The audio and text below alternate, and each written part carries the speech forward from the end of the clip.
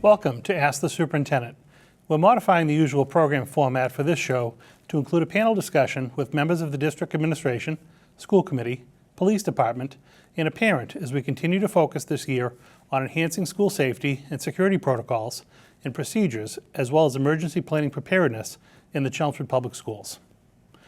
Throughout the fall, we held focused district-wide parent meetings and staff trainings on the broader topic of school safety and our planned response to emergency situations that may arise. From these parent meetings and staff trainings have emerged common questions.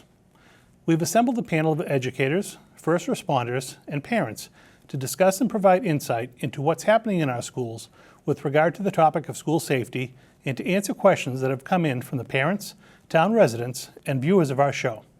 I'm grateful that these individuals are able to join me today to discuss these important topics. Please allow me to introduce the members of our panel. First, to my right, Kelly Rogers is the coordinator for ELL reading and Title I services in the district, but in this particular role, she is focused on helping to chair the district safety committee of administrators in our schools.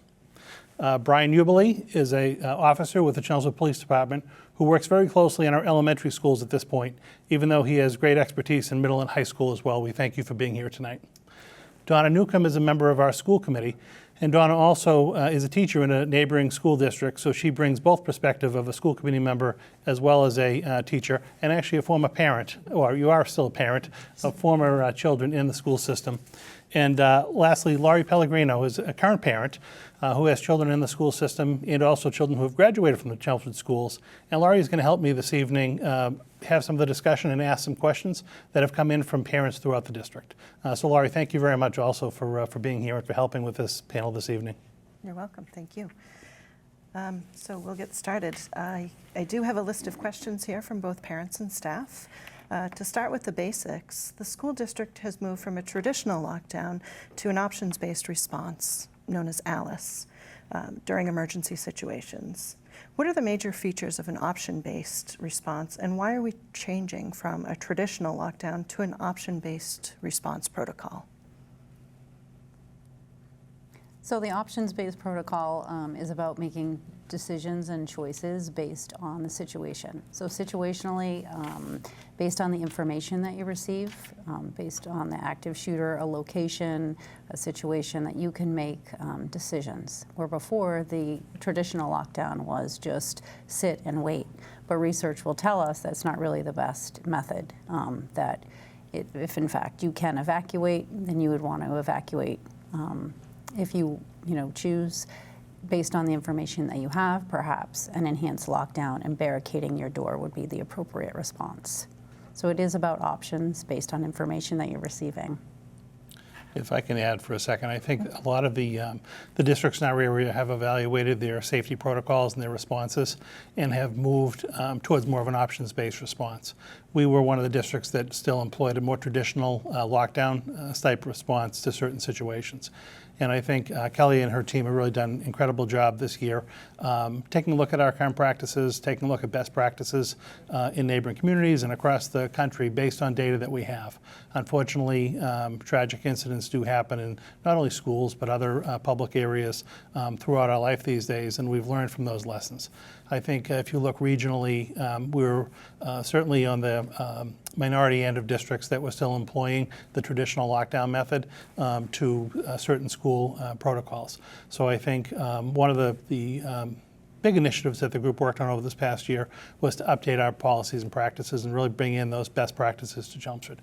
And I think providing options to our students certainly was the way to go. I think there was a lot of feedback that we received from teachers, from administrators, from parents within the community that asked, how would we properly respond and how would we update some of our practices. Mm-hmm. So Kelly and her team worked very closely with Brian and a lot of resource officers from the police department to go through a process to really figure out which would be the best options-based protocol to employ. And we did, as a district, decide on ALICE. And the ALICE acronym, which I'm sure we'll talk about a little bit later on this evening, again, just provides teachers and administrators in the buildings options that they didn't have previously to respond to certain circumstances within our buildings. I think that's important that you bring up about teachers having options, because I think that in any situation, you want to have as many tools available to you as you possibly can to keep your students safe, because that is your primary goal.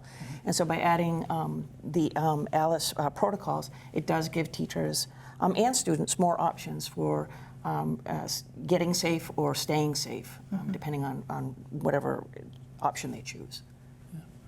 If you don't mind me asking too, I know Brian was part of our district team from the police department. In fire department, we work very well together, that participated in a training last spring to really certify a lot of our district staff on the ALICE training protocols. Would you mind touching base on that a little bit and talking about how going through that training may help prepare you and others in the district to respond to certain circumstances? Sure. So the police, fire, school staff, other town officials and whatnot all came together to go through a more or less ALICE certification. We started by doing traditional lockdown drills like we would always do, and then we kind of built from there, which is the same thing we're going to do with the staff and students in the school. Start small, kind of explain what it is, do some drills, provide a few different options, and then it kind of culminates with empowering each person to make their own choice given whatever the scenario they may be presented with. You and I may be in the same scenario on opposite sides of the building, and we may make different choices, and that's fine, and that's what ALICE is about, each person making an individual choice to get to a safe space. Right. And that training we had in April also, we had, about 15 to 17 administrators participate. We had 10 folks from Chelmsford Police and Fire in a 2-day intensive training just to prepare ourselves for the staff training and the student training that's happening this year. Right. And we all became instructors, a train-the-trainer type model, to now be able to go into our buildings and train our staff on the new options. And that's what's happened throughout the course of this fall. And we'll be ramping up to doing those trainings with the students in the coming weeks before the holidays. Okay, great. And that leads into the next question. So we've heard from some parents who are wondering what kind of drills are included in the ALICE response.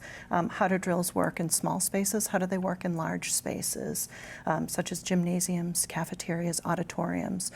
Could one of you talk to that a little bit? I can touch on the drills. Sure. So drills, again, and it's already sort of started to roll out, is it'll start with information being given to the staff and the students. They'll explain to them what ALICE is, maybe show them some examples, training videos from local and other towns that show the actual implementation of a drill. From there, they may do just a simple thing like walking out of the school and walking to a surrounding neighborhood or something like that to show them how they might evacuate under like a calm circumstance. From there, they'll build, and maybe half the school will barricade a door and put desks in front of it or something like that. And it'll be sort of a walk, crawl, run thing, and then eventually at the end they will do full-blown drills where it'll be options-based. A teacher, a student, a staff member will have to make a decision for themselves how they choose to react based upon the options provided by ALICE. Okay. And the rollout will be very slow at the Yes. elementary level. Like Brian was saying, that I know the schools are preparing now with the students, and some of them have already walked to that safe location. Just what does that look like? Where do we go? And then, like Jay said, in the coming weeks, the first 2 weeks are in December, I believe, the students will have that experience of the scenario, very scripted scenario of, okay, we're going to, barricade. What does that look like? Or we're going to evacuate. And so it's very, well articulated. Chelmsford Police Department has been just incredibly supportive, and Chelmsford Fire. We have 2 police officers that will be in each of the buildings during the drill days with our staff and students. So we're really working in conjunction with one another to roll that out. And then parents, of course, will be informed, and that communication will be relayed to the parents as well about the upcoming drills. And students will know that this is a drill, because we understand that students do have a variety of anxiety levels and challenges that we want to prepare them in what is this going to look like in case something happens. And may I ask, the crawl, walk, run, are we looking at implementing that this school year and fine-tuning that process as the years go by? Yes, I think okay. it's an ongoing training that will continue to take place. Like Jay said, as administrators, we actually formed a committee last year, and that was really just a to research what was this going to look like. It's taken us a full year just to implement what we have so far, and that committee is continuing this year. And so we'll talk about the facilities review, next steps. So of course it's a work in progress, and we'll continue that. And I just wanted to also make note that we do have there was an Alice video that was filmed for more appropriate for our Chelmsford High School students and middle school students. But an elementary video is actually being filmed here in Chelmsford at the end of November. And so there will be an elementary video that's appropriate for our students, and then obviously will be communicated to staff and the community as well. I think go ahead. I was going to say, I'm not sure we answered your question about the large space gyms, or when that was part of the question the parents had. It was correct. So I do want to say this is with regards to the process. So I think, I don't even remember, I think we're probably 4 or 5 years in now to the Alice, or we actually use what's just referred to as an options-based protocol in the school that I work. But this becomes part of the drill process that now we go through every year, just like you have fire drills. We have drills that, we work on our Alice training and our Alice protocols. And I think it's very helpful. I think during the drill, I mean, part of the goal is to help students think about what the best options are available to them, to be aware of things like emergency exits or what's the best way to evacuate and things like this. And I think that as we go through this process, we're looking at things like hallways and gymnasiums and things like that, because you're right, although it may be when we're doing the drill, I mean, students may be in the classroom, but that's the perfect scenario. That may not always be the case. But a lot of the same, I think, procedures and protocols still apply even to a large area, about making the right decision and then figuring out what you're going to do based on the information that you have. I was just going to add that although we have the various options that are available at all levels of the district, because this question comes up quite frequently as well. Obviously, a lockdown or how involved students would be at the various levels of the district depends on their age and their abilities to be able to participate. Obviously, the high school students, would be a little bit physically larger, could, possibly help, say, barricade a structure where an elementary student or classroom might not be able to. We also have a district, we have a lot of special needs populations within the district. Some obviously can assist, some cannot in different circumstances. So I think one of the big takeaways that I have heard, and even from going through the training myself, as a takeaway, is when I go into a classroom, I go into an environment now, I always kind of look around to see, where am I within a building? What is my population that I'm teaching or working with at that particular time? God forbid there were a circumstance where we're going to have to make a decision. Do we lock down? Do we evacuate? Do we counter or whatnot? In my mind, that's always kind of being thought about. And I have heard that come back from a lot of the staff who participated in the training over the course of this fall, that they're mindful now of the students that they have in front of them, how they may be able to help or how they may not be able to help in certain circumstances, and how that may affect the ultimate decision that they make with which option to employ, again, in a crisis-type situation. But to Donna's point as well, we certainly practice a lot in classrooms because students do spend a significant part of the day in classrooms. But we do also, we won't know when the drills are run. So when we work with students, if you happen to be having lunch and you're in the cafeteria, you're going to need to know how to react. This has really been an opportunity for all staff in the district to come together, whether you're a classroom teacher or paraprofessional supporting teachers, library and recess aides. Everyone has been involved in this training. And if you happen to be a cafeteria or recess aide in one of our schools, they're looking around the cafeterias. Where would I evacuate to? How would I lock down my area if we had to? So everyone is kind of really taking some ownership in this, and I think that's important because we don't know ultimately if there were ever an event where we had to utilize one of these kind of learned skills, what we would be doing. But I think that's been a significant kind of learning for all of our staff in this first year.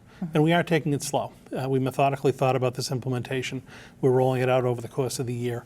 We're really trying to make it part of regular practice. And again, years down the line, this will be as common as, say, a fire drill is, in a school. We'll be doing our options-based response drills as well.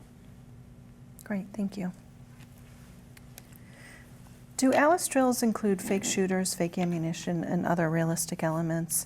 And what other components of Alice drills will our children and staff be practicing this year? Kelly? So there are no fake shooters or ammunition. They'll be informed. That's part of the ALICE protocols. The Okay. information that they'll be receiving. This is a drill. Lockdown, enhanced lockdown. This is a drill. Barricade. This is a drill. Evacuate. So very specific as to what protocol they need to engage in, and then, like Jay said, we're kind of rolling it out a little slowly. Eventually. We'll have the staff make decisions about, we won't give them, the information, won't give them specific information about what to do. We'll just give them a scenario, and then they'll have to make ultimately a choice during one of the drills. Are they going to evacuate based on the information they received or their location?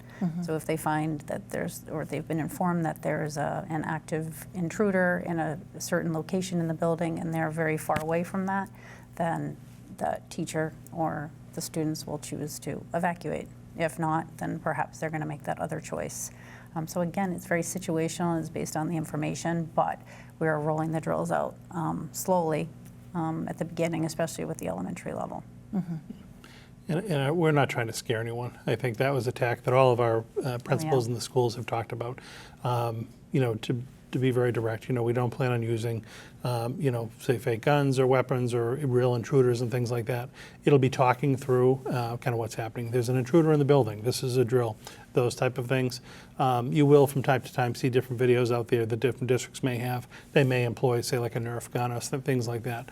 We're not even at that point. So we're really just kind of talking people through this first year about practicing and just rehearsing the various drills. So I want Using the common language too. common language You know, among all of schools, what which is important. A barricade. What does it mean to counter, and what does that look like in different scenarios? So. And people will know if it's a drill as opposed to Exactly. something being real. Okay, thank you. So, which leads us into our next question. How will people know, how will students and staff know that it's a drill versus a real situation? Well, if it is a drill, it's always going to be told that it's a drill. But in any situation, we can't predict how we're going to receive this information. So for example, during a drill, most likely it's going to be an all call in the schools. Well, an all call might not be accessible in a real life situation. So some people might be getting that information via cell phone. They might be getting it from one another. They might be getting it from a walkie-talkie. So that really depends on how they're receiving the information. But if it is a drill, they're always going to be instructed that this is a drill.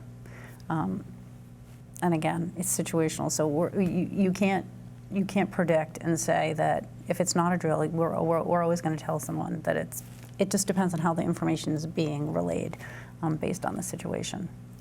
Typically in the all-call, you'll hear, this is a drill, this is a drill. Right. Okay, and then, they'll provide you with the information so that way, people are aware that it's a drill, and it gives us the opportunity to begin to have that dialogue with students around, okay, this is the information we have, these are our choices, what is the best option in this case. But I think to your point, you're right, we're not always going to have that information. And so I think that practicing this and having the common language is really going to help people to be more thoughtful, I think, when these types of things happen, and to be able to exercise all of their options rather than just kind of going into panic mode. Right. Part of ALICE, one of the letters for the acronym A, alert, part of that is providing specific detailed information. So in the event of a real world situation, some of that information may be, this is who, what, where, when, why. This is a real world situation. This is not a drill. Activate ALICE protocol, and then provide whatever information is available. One thing I wanted to add based on some of the things that we've been talking about, as a teacher, I can tell you that this is something that I think about almost constantly. When you hear about something in the news, you start thinking about, okay, if there was a situation at school, what would I do? If we could evacuate, how would we evacuate? What do I need to be aware of? In my case, I need to be aware of things like cross corridors and things like that, or the fact that I'm up on the second or third floor. So I want to say that I don't know any of my colleagues, and in speaking with the staff here in Chelmsford as well, that this is not something that it is on their mind, and that they spend a great deal of time thinking about. How would you handle this situation? I think we want to emphasize the seriousness of it without in these drills, because it is a serious thing, without, as you said, traumatizing anybody by making it over the top or too real. Okay, the goal is to roll this out slowly, and to make sure that people, as I said, are aware of their options. That's the big thing. I think our staff have taken it very seriously. And again, I think to Kelly's credit and her group, and obviously working with Brian and the police department, we spent a considerable amount of time last year kind of planning for this whole rollout. And even after we selected Alice and had 25 or so district administrators and police and fire officials participate in that kind of train the trainer session last April, we purchased the online Alice module through their company. So over the course of the summer, we asked all of our staff to be able to go online and actually take a video. It's a tutorial. It walks through all the different Alice protocols just so that they could acclimate themselves with some of the common languages Kelly talked about that we were going to be discussing this year, what some of the options that they would be participating in, just to kind of get them thinking through some of the scenarios. And then we dedicated the first professional development day in September to really come together as staffs in individual buildings. Our community partners were incredible. Again, we had police in every school. We had fire department employees, firemen. I believe we had ambulance. Trinity has been an excellent partner as well in a lot of our programming in the different schools, working with our staff, taking a look at what these drills were going to entail. So I do think that there's just been a lot of planning and discussion about this, and that's really been helpful. I think also with regards to the Alice training, there's a lot of training that goes on prior to Alice in terms of, there's a lot of proactive work that I think is done in terms of helping people, see something, say something. Certain rules that we have in the schools around, headphones or whatnot in the hallways is one that kind of pops into my head so that they can hear. For example, if there was an emergency and staff needed to get kids' attention. So there's a lot of things that I think that happened in conjunction with the Alice training that helped kind of set the stage for keeping things as safe as we can possibly keep them in the event that something should happen. Right. Thank you. So while we hope that we never have to deal with this as a real situation, how would someone know that an event is actually over? So particularly those in lockdown mode. So if there's a knock on the door, how will students and staff be able to distinguish a friendly knock versus that of an intruder? That is an obvious concern and something that will be addressed. Maybe down the road we'll come up with a solid policy as part of the whole plan. But it will most likely be police officers evacuating people from the building, and with the assistance of the fire department, members from the local ambulance, things like that. We'll clearly identify ourselves, and if someone in the room has questions or concerns, maybe we'll have to show an ID or a badge or something like that. There's not going to be a cookie cutter, a perfect answer to every single situation. But the Alice training does tell you that do not respond to someone who's knocking on your door that says that they're, an officer. So that we're kind of diligent and aware of that right now already. Just stay put and not open your door. That it has been relayed through the e-learning and also during the drills that teachers participated in back in September. Yeah, oftentimes different districts will adapt or adopt different protocols, but ours would certainly be you remain locked down until a law enforcement official comes to your door to basically tell you it's safe to go. And that may be, and again, we're going through our different drills now. It may be actually showing a badge. It may be coming on the loudspeaker and actually giving some kind of a command or a message. But that's something that we'll be working through. And again, sadly, if you are in a lockdown situation and you don't know what's on the other side of your door, and there's a knock, you don't respond to it. You need to keep your building and your perimeter safe and locked, and you're really worrying about the kids who you've locked down with at that point in time in your classroom. We've been saying that this is where cell phones come in handy, because it is another way to be able to get in, share information, you know, during these times. So I think I would probably be texting someone or calling someone saying, Right. you know, there's somebody at my door or something, you know, agree. and want more information before I opened it. I think that's actually a good segue to end this segment and move on to our next. So that is going to wrap up the first half of our school and safety episode of Ask the Superintendent. Thanks for joining us tonight as we discuss the new options-based response protocols being employed in the Chelmsford Public Schools. Our goal is to keep our staff and students safe at all times and to keep the public informed about our dealings and how we're operating in the school department. Please continue watching for the second half of the show in a few moments.